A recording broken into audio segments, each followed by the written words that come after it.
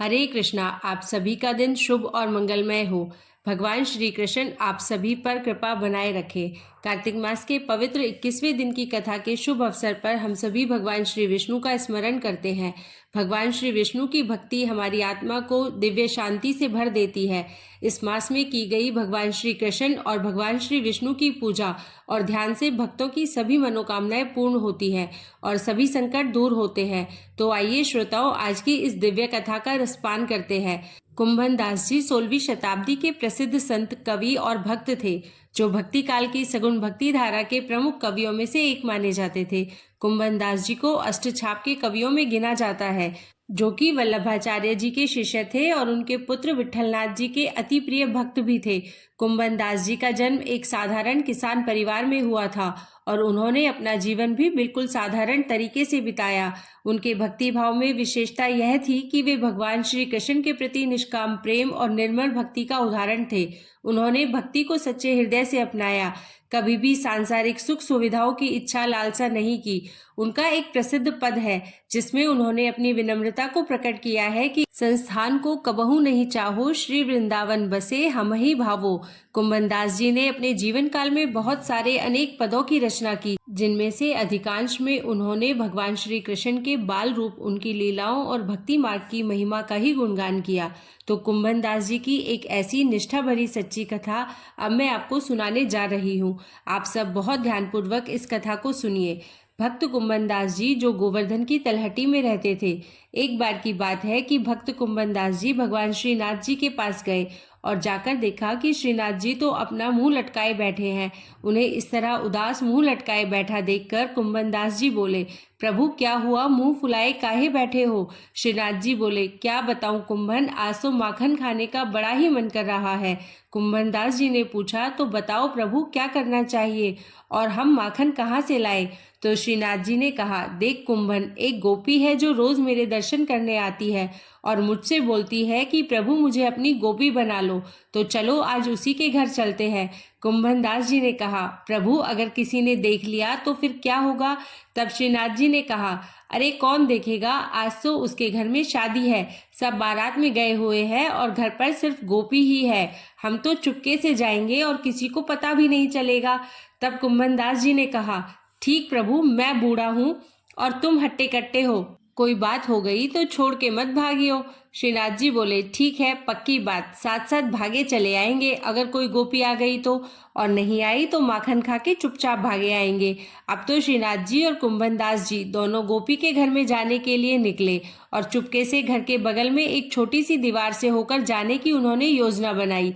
अब श्रीनाथ जी जो बिल्कुल छोटे से बालक है, कुंभन दास जी से कहने लगे, कुंभन तुम लंबे हो, पहले मुझे दीवार पर चढ़ाओ। कुंभन दास जी तो उनकी हर आज्ञा का पालन करते थे।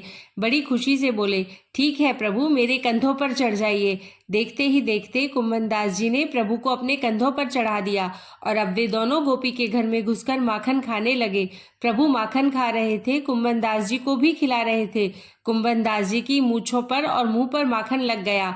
तभी अचानक श्रीनाथ जी को एक बूढ़ी माई एक खाट पर सोती हुई नजर आ गई, जिनकी आंखें सोने के कारण आधी खुली और आधी बंद थी और उनका सीधा हाथ बगल की तरफ लंबा हो रहा था।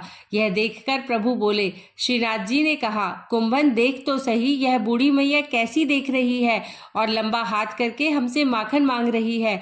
एक काम करते हैं, थोड़ा सा माखन इन्हें भी दे देते हैं। सुनते ही कुंभन दास जी तो हाथ जोड़कर खड़े हो गए, कहने लगे, ना प्रभु, मरवाओगे क्या? यह बूढ़ी मैया जग गई ना तो लेने के देने पड़ जाएंगे। श्रीनाथ जी तो गए और उन्होंने उन सोती हुई बूढ़ी मैया के हाथ पर मक्खन रख दिया। मक्खन ठंडा ठंडा लगा कि बूढ़ी माई की आंख खुल गई और वो उन्हें देखकर जोर जोर से चिल्लाने लगी, चोर चोर, अरे कोई आओ, आज घर में चोर घुस आयो है। बूढ़ी माई की आवाज सुनकर घर में जो जो स्त्रियां थी वह भागी चली आई। इधर श्रीनाथ जी भी भागे और उस दीवार को कूदकर भाग गए जिस पर वह चढ़कर घर के अंदर आए थे। उनके पीछे पीछे कुंभन दास जी भी भागे, दीवार पर चढ़ने लगे, लेकिन बूढ़े होने के कारण दीवार पार नहीं कर पाए। आधे चढ़े ही थे कि एक गोपी ने उनकी टांग पकड़कर खींच लिया और क्या हुआ कि अंधेरा होने के कारण उनकी पिटाई भी कर दी। अब जब उजाला किया और उनके सामने दीप जलाकर रखा तो देखा कि सामने तो कुंभन दास जी है।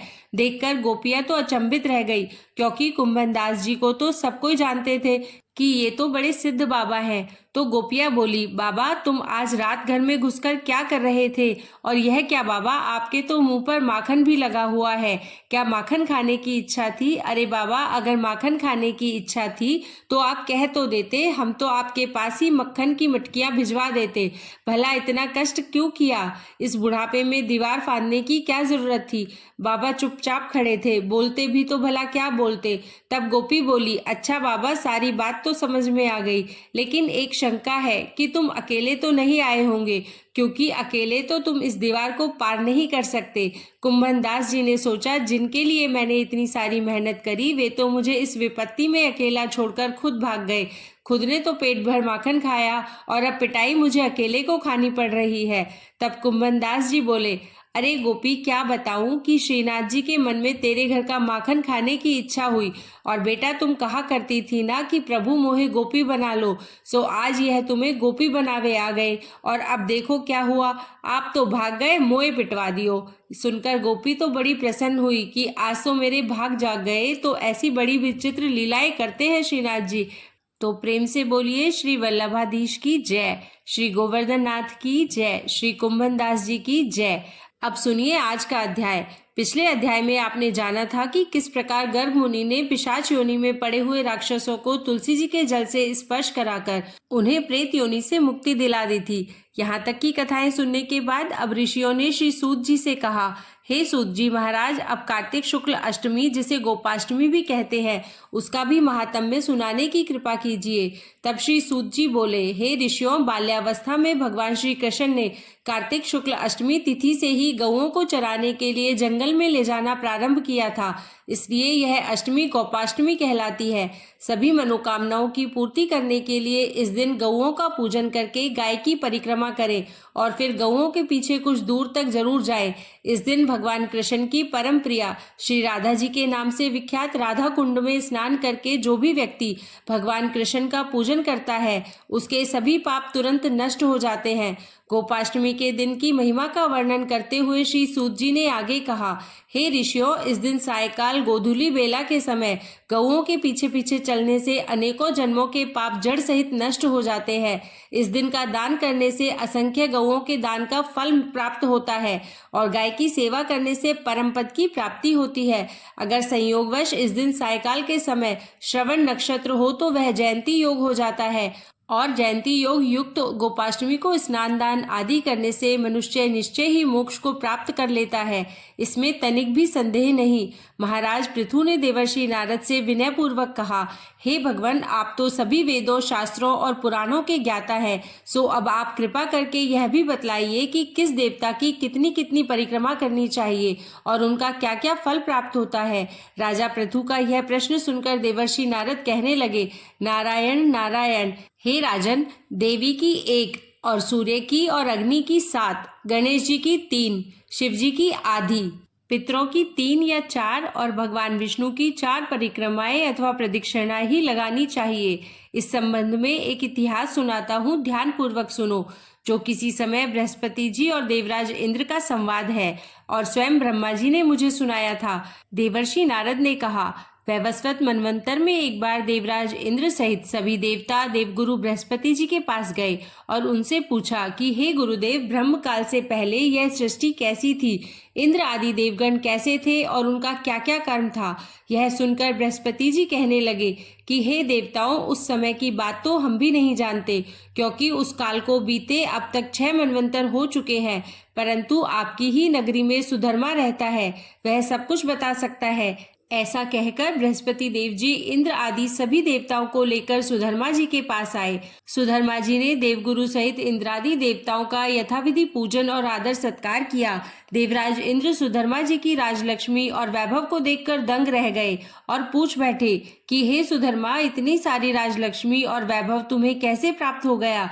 तुमने कौन सा ऐसा यज्ञ, दान और तप कर लिया है जिससे ब्रह्म काल से पहले की बातें भी तुम जान सकते हो?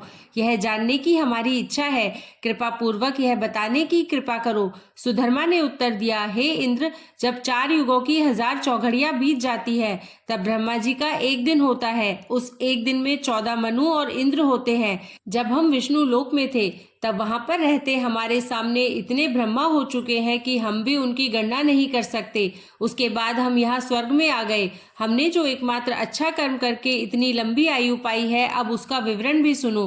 पहले जन्म में मैं एक मांसभक्षी गिद्ध हुआ करता था।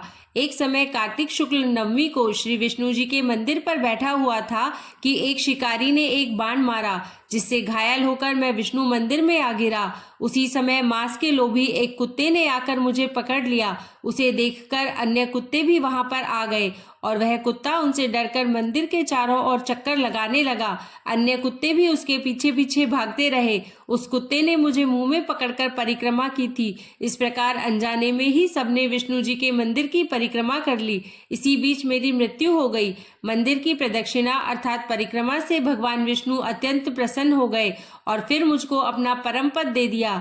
यह बात सुनकर देवराज इंद्र और अन्य सभी देवता अत्यंत प्रसन्न हुए और उन्होंने भी भगवान का पूजन करके प्रदक्षिणा की।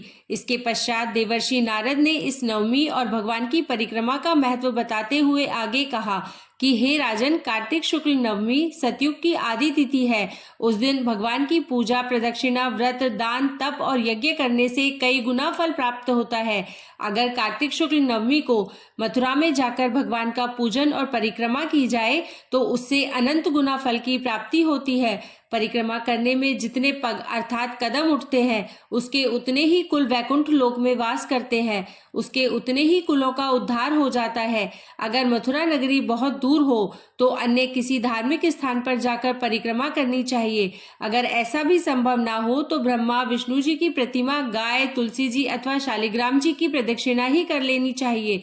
समुद्र सहित संपूर्ण पृथ्वी की परिक्रमा करने से जो फल प्राप्त होता है, वही अनंत पुण्य फल तुलसी जी अथवा शालिग्राम जी की परिक्रमा करने से प्राप्त हो जाता है। कार्तिक के शुक्ल पक्ष की नवमी को गौ, ब्राह्मण देव, मंदिर, तुलसी, वन, साधु, वैरागी, जीवन मुक्त, परमहंस, गृहस्थ, वेद, उपवेद और पुराण, यह सब ग्राम में ही वास करते हैं।